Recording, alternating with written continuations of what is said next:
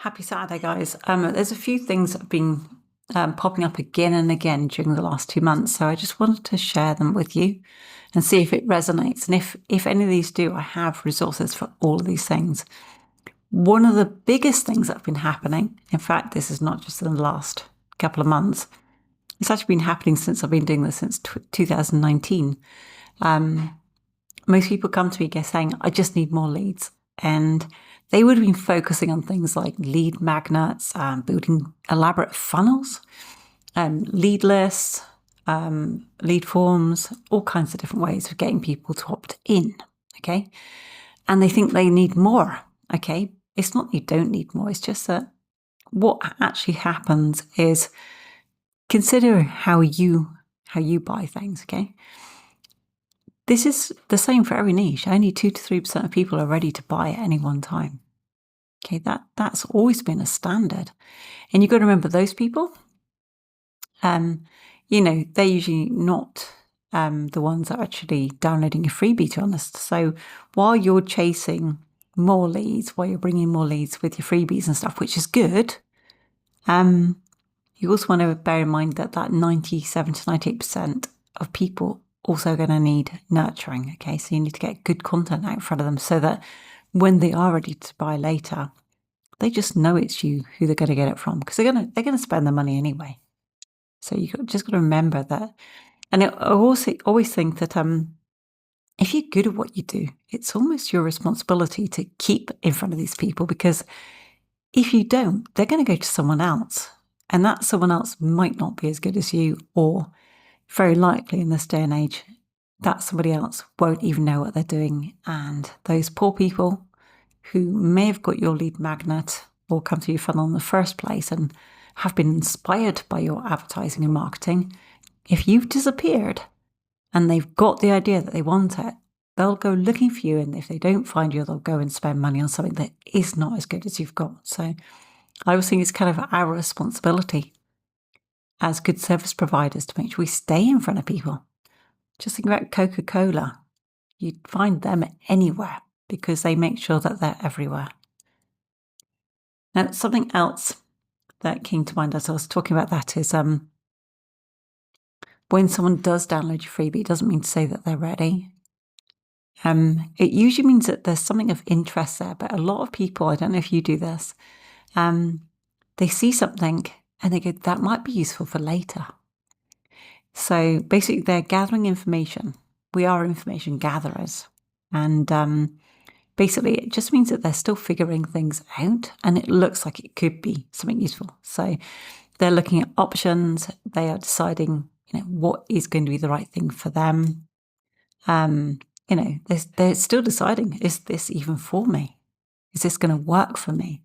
So if you've got a strategy and you're thinking that you're going to convert everybody that comes through immediately, you're going to think that your ads aren't working, when actually you're just you're just up against all these other marketers who are also targeting that 2 to 3% of people, and usually they have more money as well, the ones who win, so they can actually create more ads for those 2 to 3% of people and spend more money on that. So that's why it's a good reason to focus on that 97 to 98%.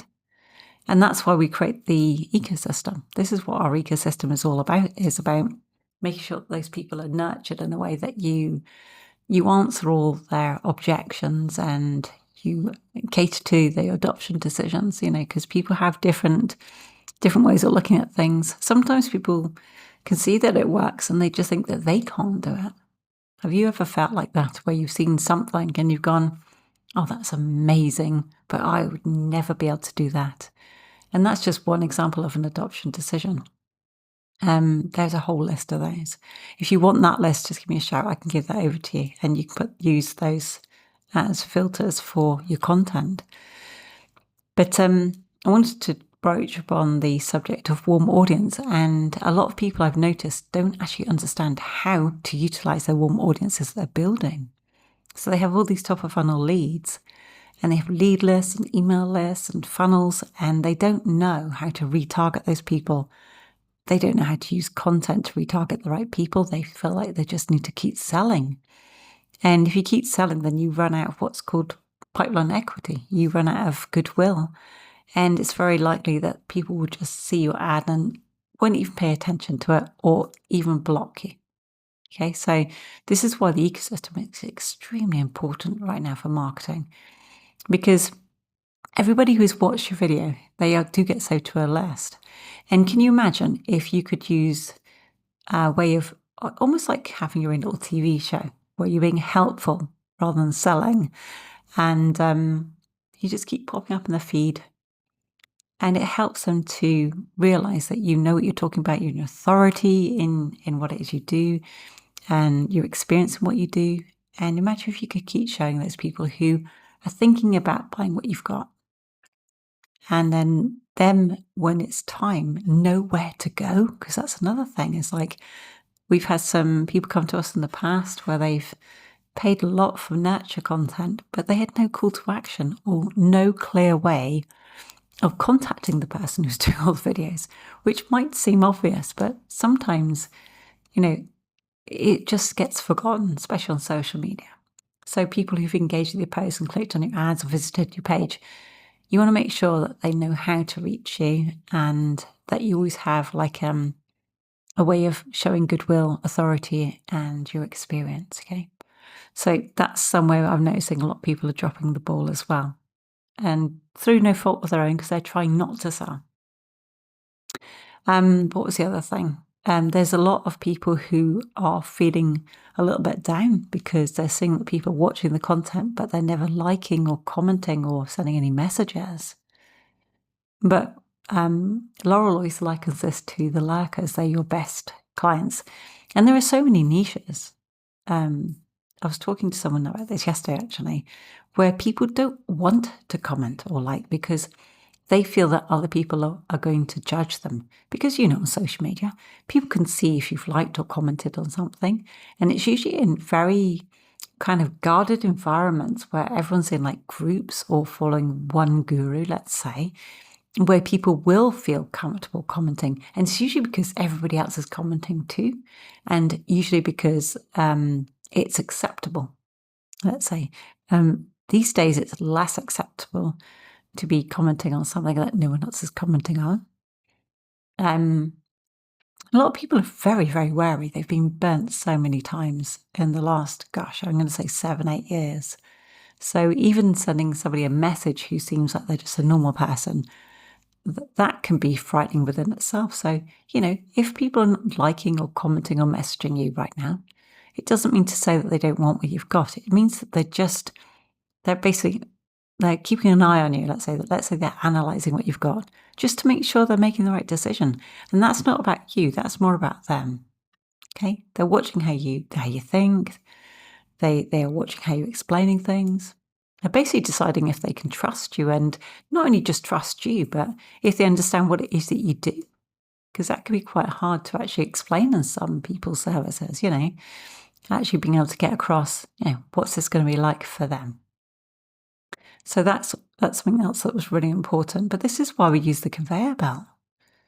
The conveyor belt is incredible because it's never about pushing people to buy. It's just about staying in front of them while they are living their life, and I was going to say getting ready, but not so much getting ready, but it's more like that you are there when they are ready.